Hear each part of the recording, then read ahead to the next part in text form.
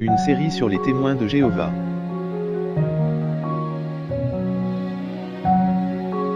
Les faits essentiels. Donc, bonjour et bienvenue à nouveau à notre série sur les faits essentiels, sur les témoins de Jéhovah. Et ce matin, on va entamer le fait numéro 1 de notre série, c'est-à-dire l'historique. J'aimerais qu'on puisse regarder l'historique de la Société des témoins de Jéhovah, les origines de l'organisation, les circonstances et les personnages qui ont mené à la formation de la Société de Bible et de Traité, la Tour de Garde. Et le tout débuta aux États-Unis au 19e siècle. Ce n'est pas le seul groupe important qui s'est développé au 19e siècle. Vous vous rappelez, dans notre série sur les Mormons, je vous ai mentionné qu'il y avait les Mormons, partis par Joseph Smith, qui ont débuté au 19e siècle aux États-Unis et qui ont eu un impact sur le monde religieux, non seulement américain, mais à travers les nations.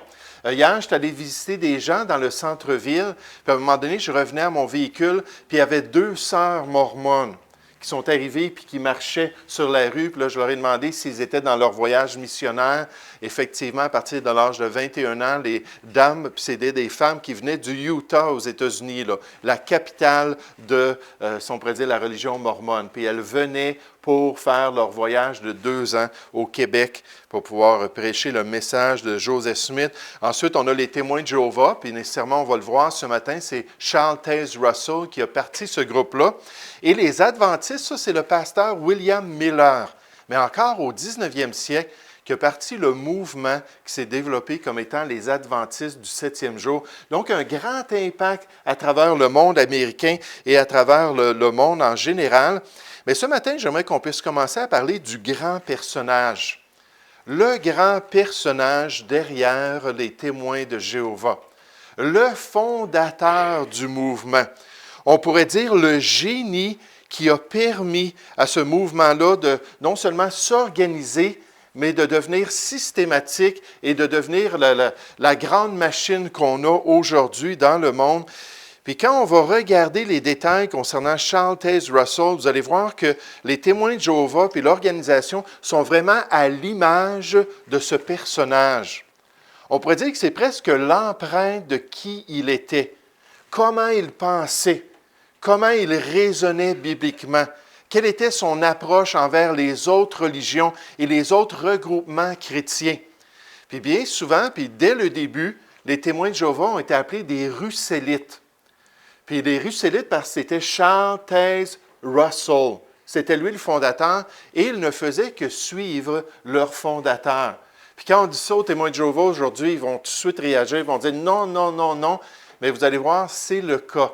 Les témoins de Jéhovah ne peuvent pas nier qu'ils sont entièrement liés à ce fondateur-là, Charles Taze Russell. Qu'est-ce qu'on sait concernant Charles Taze Russell? Premièrement, la date de sa naissance, il est né le 16 février 1852. Il y a environ 165 ans de cela.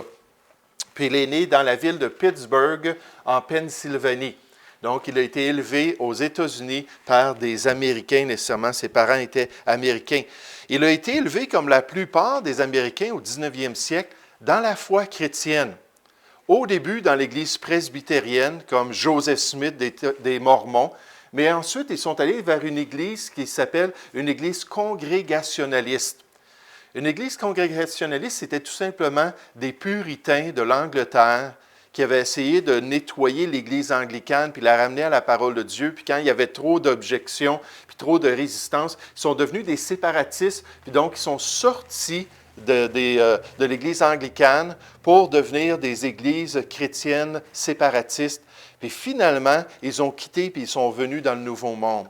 Puis dans les églises congrégationalistes, il y en avait qui étaient très bibliques, qui étaient très proches de la parole de Dieu. D'autres sont restés attachés à l'Église anglicane, qui est finalement l'Église catholique anglaise sans le pape. C'est à peu près ça. Henri VIII, il a dit « Je veux rien savoir du pape, donc on va développer une nouvelle Église » en 1534. Mais à travers tout ça, ils ont gardé beaucoup des mêmes croyances qui étaient populaires dans le catholicisme. Donc, dans les églises congrégationalistes aujourd'hui dans le monde, il y en a qui sont très attachés aux traditions, puis d'autres qui sont très bibliques. Donc, on ne sait pas exactement quel genre d'église, mais dès son enfance, puis en particulier dans son adolescence, Charles Taze Russell, en voyant, il lisait la Bible lui aussi. En tant que jeune homme, en tant qu'enfant, il lisait la Bible, ses parents l'encourageaient à s'impliquer dans son église. Puis plus qu'il lisait la Bible, plus qu'il commençait à rejeter les croyances chrétiennes. Les croyances de son église, mais aussi les grandes doctrines, si on pourrait dire, du christianisme à travers l'histoire. Puis il a condamné ces églises-là, tout à travers les années de son ministère, comme des organisations religieuses. Qu'est-ce que ça veut dire, des organisations religieuses? Ça veut dire des choses qui ont été inventées par l'homme en contraste avec ce que lui, il a établi, qui venait vraiment de Jéhovah Dieu, d'après ses pensées et d'après ses croyances. Et en fait, pour lui, toutes les églises étaient dans l'erreur. Toutes les églises manquaient le bateau quant au plan de Dieu, ne comprenaient pas l'Évangile de Dieu, ne comprenaient pas la souveraineté de Dieu sur l'être humain et le plan de Dieu sur la terre. Est-ce que ça vous rappelle quelqu'un qui a dit ça un jour, avoir compris que toutes les églises étaient dans l'erreur à son époque? Joseph Smith, exactement, lorsqu'il a eu sa première vision. Il a dit que Dieu le Père et Jésus-Christ lui sont apparus. Et lorsqu'il a demandé dans sa prière, mais dites-moi, quelle est la bonne église? À quelle église? Les presbytériens, je ne veux rien savoir, mais il y a des baptistes, il y a d'autres sortes, il y a les méthodistes. Quelle est la bonne église? Puis dans les visions, les deux êtres qui lui sont apparus ont dit, aucune. Elles sont toutes abominables aux yeux de Dieu. Elles sont toutes dans l'erreur. Et c'était exactement ce que Charles Taze Russell croyait. Puis là, il a commencé à mettre des X dans ses pensées concernant différents groupes, différentes croyances. Premièrement, il a rejeté la Trinité, le fait que la Bible décrit Dieu comme une seule personne ou un seul être, mais manifesté en trois personnes. La question de la divinité de Jésus-Christ. Il a rejeté la divinité de Jésus-Christ. La personnalité de l'Esprit. Pour lui, l'Esprit, c'était juste une puissance agissante de Jéhovah. Ce n'était pas une personne. Le salut par grâce seule. Puis ça, il y en a qui sont confus parce qu'ils vont demander aux témoins de Jéhovah, croyez-vous en Jésus-Christ? Oui, Jésus-Christ est notre sauveur. Puis là, ils acceptent tout simplement ça sans poser plus de questions, sans définir les termes. Qu'est-ce que c'est le salut? Qu'est-ce que ça veut dire? Comment est-ce qu'on peut aller dans le royaume de Jéhovah? Puis là, ils pensent que les témoins de Jéhovah sont des églises chrétiennes qui croient à la grâce seule comme salut. Et ce n'est pas vrai. On va voir tous ces détails-là. Puis nécessairement, la question de l'enfer, du lac de feu, la perdition éternelle. Puis les témoins de Jéhovah croient toutes les mêmes choses en général que Charles Taze Russell. Et c'est pour ça qu'on peut vraiment les appeler des Russellites. En fait, si on fait une comparaison des positions aujourd'hui de la société en comparaison avec ce que Charles Taze Russell a enseigné, à 90 %, ils sont en accord. Dans toutes les grandes questions, dans tous les rejets des croyances chrétiennes, ils sont en accord. Oui, ce sont des Russellites. Ce sont ceux qui suivent Charles Taze Russell. Mais donc, dans sa jeunesse, pendant qu'il devenait un adolescent, pendant qu'il approchait de la vie adulte, de plus en plus, il résistait aux prédications dans son Église. De plus en plus, il lisait les écrits des pasteurs puis des théologiens, puis il disait, « Ils sont dans l'erreur. Moi, je connais la bonne voie. Moi, je comprends la parole de Dieu. » Vous allez voir, on va parler la semaine prochaine des écrits de Charles Taze Russell. Et il a écrit une série de 6 bouquins. En fait, il y a eu un 7e bouquin qui a été publié après sa mort, qui venait partiellement de lui. Et dans ces 6 bouquins-là, les études dans les Écritures, il dit que si on ne suit pas son enseignement et sa perspective, on ne peut pas connaître Jéhovah et être dans ses voies.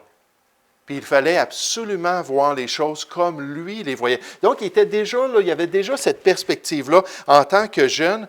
Puis finalement, il a commencé à rencontrer des gens qui voulaient connaître la Bible, mais eux aussi qui avaient des résistances envers les églises.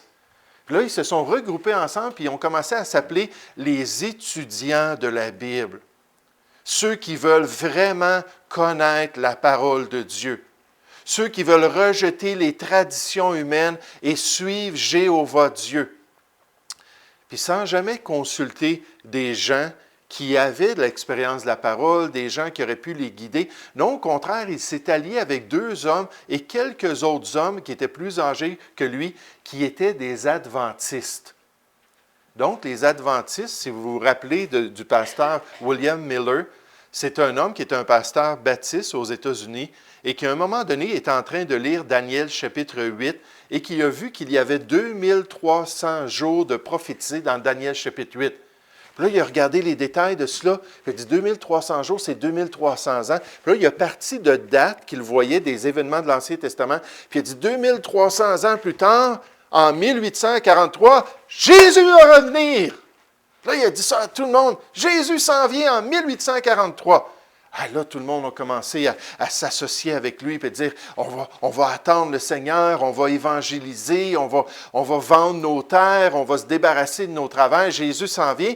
1843, vers le mois d'octobre qu'il avait prophétisé, est arrivé et rien s'est produit.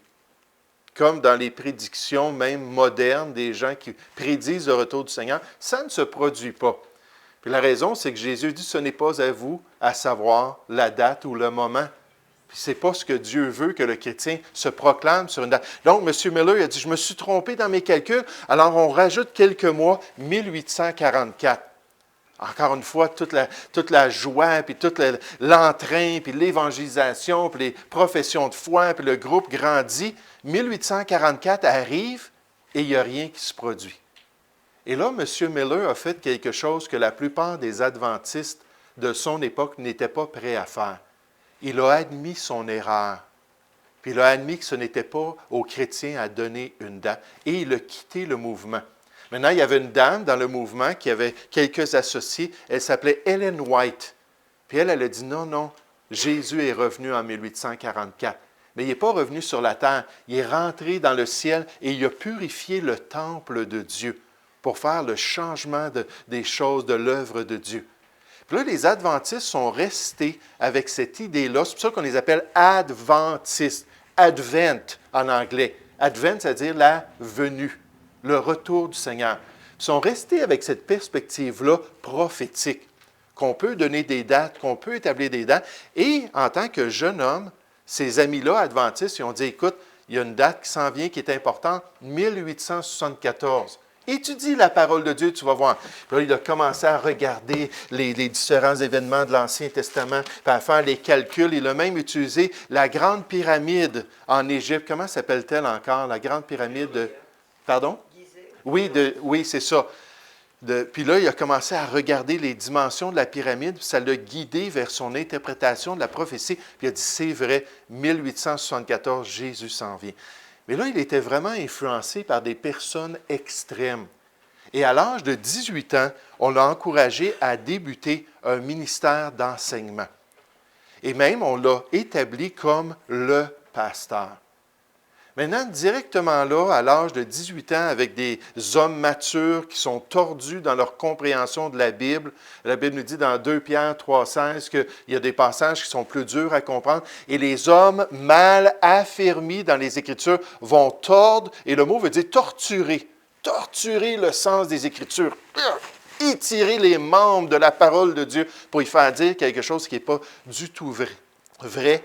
Et avec de grandes conséquences. Et là, en tant que jeune homme, il a été mis dans ce moule-là pour prendre des positions et commencer à enseigner des choses qui n'étaient pas bien fondées dans la parole de Dieu. Et les témoins de Jéhovah ont suivi leur fondateur et ont pratiqué les choses comme il l'a pratiqué. Puis ça a vraiment été une occasion de chute pour le jeune Russell.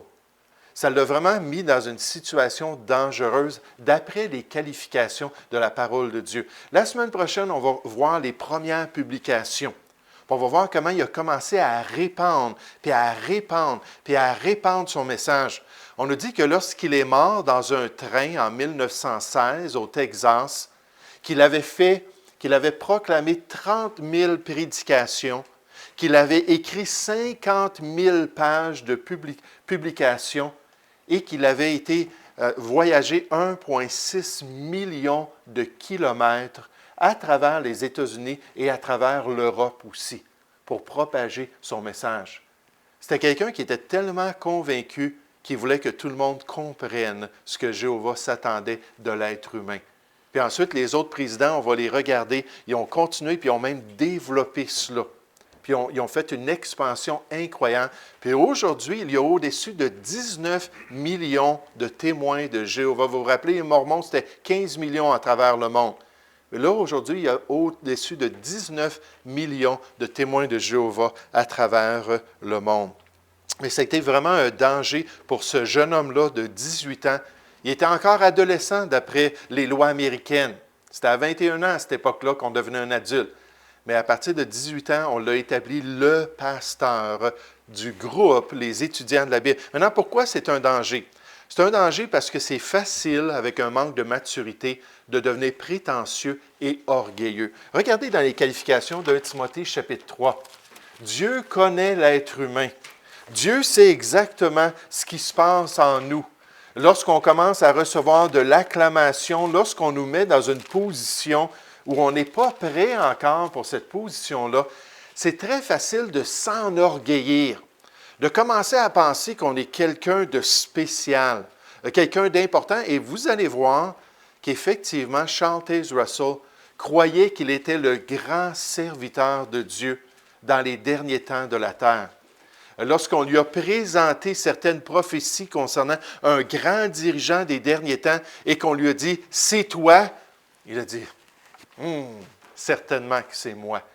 Puis il a commencé à être enflé de lui-même, rempli de lui-même. 1 Timothée chapitre 3, ça nous dit au verset 6, « Pour l'œuvre du ministère, puis pour le service chrétien dans le ministère, ça dit « Il ne faut pas qu'il soit un nouveau converti. » Quelqu'un qui vient de connaître le Seigneur, quelqu'un qui vient de se tourner vers Dieu, de peur qu'enflé d'orgueil, il ne tombe sous le jugement du diable. Puis le diable, qu'est-ce qu'il voulait? Il voulait toute l'acclamation.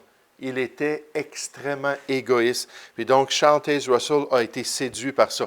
On lui a dit à un moment donné, c'est toi qui es le serviteur fidèle et avisé, prophétisé pour les derniers temps. Puis là, on a cité un passage dans lequel le Seigneur Jésus parle des derniers temps, Matthieu 24, 45. « Quel est donc le serviteur fidèle et prudent que son maître a établi sur ses gens pour leur donner la nourriture au temps convenant? » Là, Jésus est en train de parler des derniers temps, puis il est en train de parler des difficultés, puis des tentations, puis des faux enseignants. Puis là, il dit, quel est donc le serviteur fidèle et prudent? Là, on ne nous parle pas d'une personne. On est en train de nous parler de la qualité de fidélité dans les derniers temps. Les témoins de Jéhovah ont totalement changé le contexte du passage, comme ils sont si prompts à le faire. Quand on va parler de l'organisation puis les tactiques de l'organisation, vous allez voir, ils prennent les passages qui sont hors contexte et ils évitent les passages ou ils changent les passages qui parlent du contexte.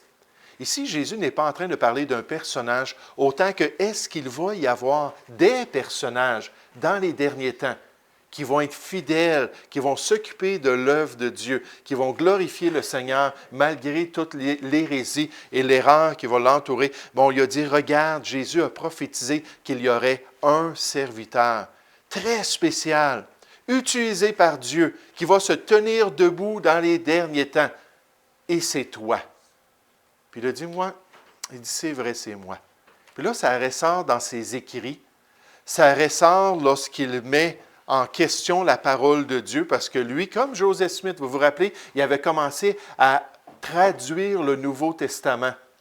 Prendre le Nouveau Testament en anglais, la King James, puis là, barrer des choses, puis rajouter des choses, puis malmener le Nouveau Testament, parce qu'il était guidé par Dieu. Puis nécessairement, l'ange Moroni lui avait dit que le Nouveau Testament n'était pas exact, que les chrétiens l'avaient trafiqué à travers le temps, puis ça, nécessairement, il n'y a aucune preuve pour ça. Mais le danger de devenir prétentieux. Dans les fameuses études dans les Écritures, on nous dit le messager spécial dans la dernière époque de l'Église fut Charles Taze Russell. Pour les témoins de Jéhovah, il était choisi de Dieu. Il est appelé un prophète de Dieu dans leurs écrits. On nous dit, il a admis Charles Taze Russell en privé, parce qu'en public, il essayait de démontrer l'humilité de Jésus-Christ. Mais en privé, sa croyance qu'il fut choisi pour sa grande œuvre avant sa naissance. Quand il était dans le sein de sa mère, comme Paul le dit dans Galates, n'est-ce pas? Quand il était encore dans le sein de sa mère, Dieu l'avait choisi pour avoir ce rôle-là d'importance. Mais le danger d'être orgueilleux. Regardez 1 Timothée chapitre 6. C'est frappant dans les Écritures, quand on nous parle de l'orgueil au niveau spirituel, on nous parle souvent de l'erreur aussi. Puis quand on est orgueilleux, souvent on n'est pas enseignable. Hein, on sait, une épouse là, qui va voir son mari, puis elle lui dit, « Écoute chérie, j'aime pas ça que tu agisses comme ça. » Puis là, le mari va dire, « Hey là, veux-tu bien, toi là, te mêler de tes affaires? » Puis il va réagir. Ou peut-être l'époux qui va parler à son épouse ou un parent à un enfant. Puis quand on est orgueilleux, on n'est pas enseignable. On ne peut pas se voir personnellement. On ne peut pas comprendre les choses. Ça nous dit que l'orgueilleux n'aime pas la réprimande. L'orgueilleux même n'aime pas les sages. Ceux qui pourraient l'aider, ceux qui pourraient le guider. Puis je peux imaginer son pasteur, peut-être, dans l'église congrégationnaliste, qui est allé le voir, peut-être qu'il est même allé voir le groupe d'étudiants. Il leur a dit, écoutez, je peux-tu vous expliquer pourquoi on croit que Dieu est une Trinité? Est-ce que je peux vous expliquer que Jésus est le Fils de Dieu même? Puis là, les cœurs fermés, ils ne voulaient pas rien entendre parce qu'eux, ils étaient en mesure de comprendre le plan de Dieu. La Bible nous dit que dans les voies de Dieu, les projets réussissent avec le grand nombre de conseillers. Puis quand on est en train de s'instruire dans les voies de Dieu, c'est bon d'aller voir ce que telle et telle personne. Moi, j'ai des commentaires bibliques, j'étudie un passage, puis je vais voir une quinzaine de grands enseignants à travers l'histoire. Puis là, je regarde comment est-ce qu'ils ont compris cela. Je regarde pourquoi dans le texte grec ou dans le texte hébreu, ils ont vu cela comme ça. Puis là, ça nous permet d'avoir une perspective équilibrée de l'œuvre de Dieu, puis de la volonté de Dieu. Dans 1 Timothée, chapitre 6, au verset 3, on nous dit « Si quelqu'un enseigne de fausses doctrines, des enseignements qui ne viennent pas de Dieu, ce n'est pas la saine doctrine des Écritures. Si quelqu'un, on veut le décrire ici, enseigne de fausses doctrines, comme les témoins de Jéhovah le font et comme Chantaise Russell l'a tellement fait dans ses écrits, et ne s'attache pas aux saines paroles de notre Seigneur Jésus-Christ, et à la doctrine qui est selon la piété, une humilité, une soumission au plan de Dieu. Il est enflé d'orgueil. Wow! La première caractéristique, son problème, c'est qu'il se prend pour quelqu'un d'autre. Son problème, c'est que c'est le nombril du monde. Lui, il comprend la volonté de Dieu. Lui, il saisit le plan de Dieu. Il est enflé d'orgueil. Il ne sait rien. Oh, wow! Hein, comme Paul disait dans 1 Timothée chapitre 1, pour les docteurs de la loi, ils ne comprennent même pas la loi. Il ne sait rien. Il a la maladie des questions oiseuses. Il est passionné, il est démesuré pour discuter et des disputes de mots, d'où naissent l'envie, les querelles, les calomnies, les mauvais soupçons, les vaines discussions d'hommes corrompus d'entendement, privés de la vérité et croyant dans ce contexte que la piété est une source de gain. Le jeune Russell a été rempli de lui-même. Il a accepté qu'il avait le rôle d'un grand enseignant prophétisé dans la parole de Dieu. Puis là, il a commencé à dire aux gens, si vous ne suivez pas ce que je vous enseigne, et si vous ne faites pas partie de mon organisation, on va voir, les témoins de Jéhovah, la société, ce n'est pas une église chrétienne. Comme on pourrait dire que les baptistes, c'est une église, une dénomination chrétienne. C'est le regroupement de Dieu et le seul. Si on n'est pas dans les témoins de Jéhovah, là, on n'est pas du tout avec Dieu. En fait, vous allez voir que même Russell le dit, puis des fois, ils attaquaient beaucoup le catholicisme, et ils ressemblent beaucoup au catholicisme. Puis il a dit que si vous n'avez pas notre organisation comme mère, pour vous guider dans votre vie, vous n'avez pas Jéhovah comme père. L'Église catholique a dit la même chose. Si vous n'avez pas l'Église catholique comme mère, alors Dieu n'est pas votre père. Puis le salut pour les témoins de Jéhovah dépend du fait qu'ils restent dans l'organisation. Vous savez, aujourd'hui, vous pouvez quitter notre Église baptiste. Vous pouvez vous en aller dans une autre dénomination, un autre groupement chrétien. Ça n'affectera pas du tout votre salut. Ce n'est pas notre organisation qui vous sauve, C'est une personne qui vous sauve, c'est Jésus qui vous sauve. Mais ce n'est pas du tout le cas pour les témoins de Jéhovah. Deuxièmement, à cet âge-là, il y avait un manque d'expérience lui-même dans la parole. Il lisait sporadiquement des passages ici et là, mais ce n'est pas comme Paul qui a été pris par Timothée qui a été pris par Paul, puis là, qui a connu l'enseignement de Paul, qui a été formé par Paul, qui a été suivi, qui a même fait ses preuves dans l'Évangile. Puis dans 2 Timothée, chapitre 2, Paul a dit à Timothée, il a dit, maintenant, tu es capable de prendre cet enseignement-là, cette sainte doctrine-là, tu l'as suivi exactement, puis là, tu es capable de l'enseigner à d'autres, qui vont eux aussi l'enseigner à d'autres. Là, on ne parle pas de cela ici. On parle d'une personne qui n'avait pas d'expérience et des gens qui étaient autour d'eux, qui voyaient la Bible d'une manière tordue et corrompue. Regardez dans Hébreux chapitre 5. Hébreux chapitre 5. Lorsqu'on n'a pas l'expérience de la parole de Dieu. Rapidement, notre temps est presque terminé ce matin. Mais pendant quelques semaines, on va regarder Chantés Russell. On va regarder ses grandes déclarations. On va regarder ses écrits et ce qu'il a dit concernant ses croyances. On va regarder comment il a établi le fondement pour une secte qui nie que Dieu peut agir par d'autres personnes. Vous vous rappelez quand les apôtres dans Marc chapitre 9 ont vu quelqu'un qui était en train de chasser des démons, puis ils l'ont empêché, mais ils chassaient au nom de Jésus, puis ils l'ont empêché de le faire. Là, quand ils en ont parlé, Jean en a parlé à Jésus. Jean, il a dit, « Il ne nous suit pas. » Pas « Il ne te suit pas. » Il ne fait pas partie de notre groupe, nous les apôtres. Jésus a dit, ça, c'est pas grave, ça. Tant qu'il parle en mon nom sincèrement et qu'il accomplit ma volonté. À ce moment-là, il est pour nous, il n'est pas contre nous. Donc, ce n'est pas une dénomination, ce n'est pas un regroupement.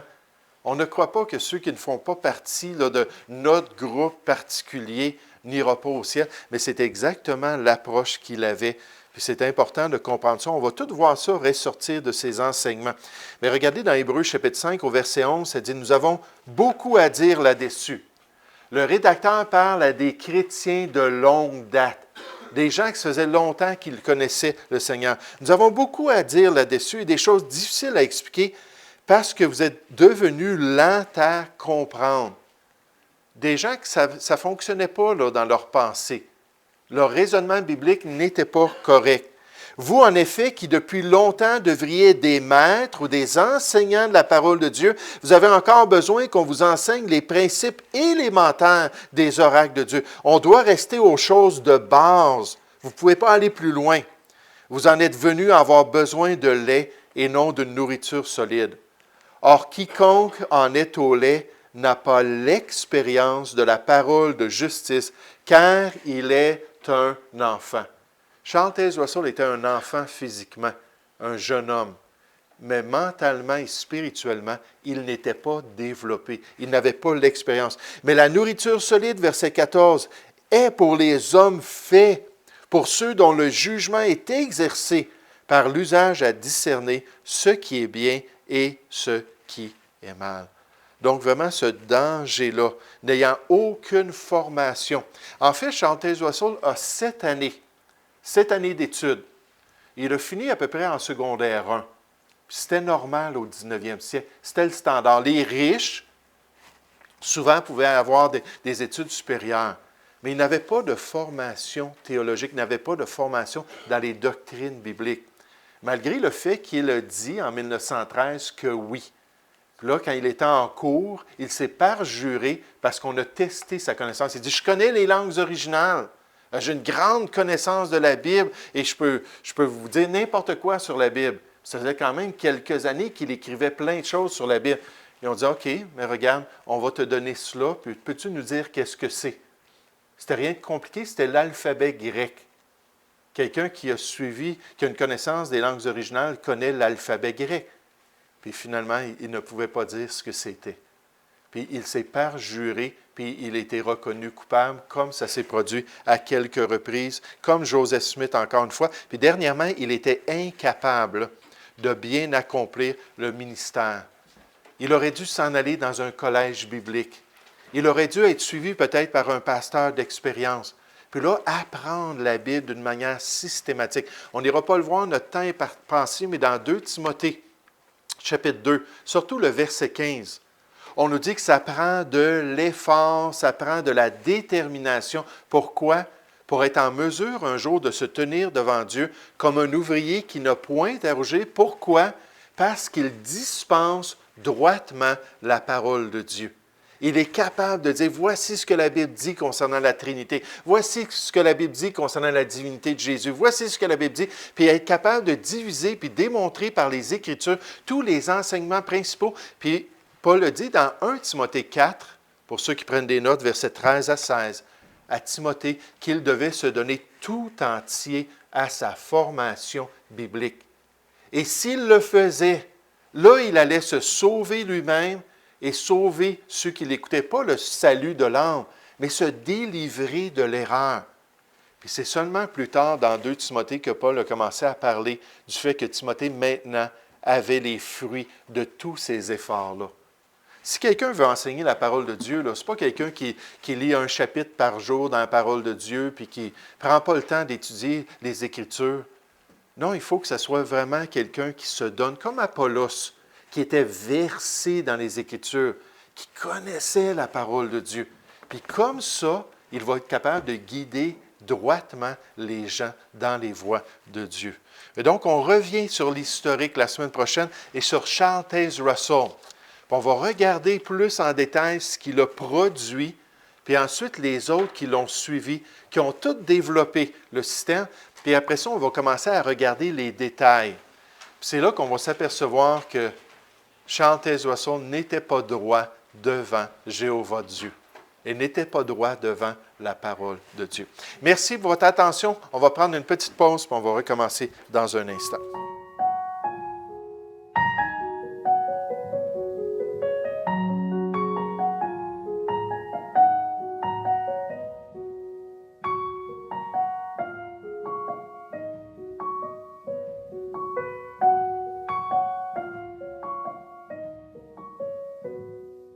Une série sur les témoins de Jéhovah.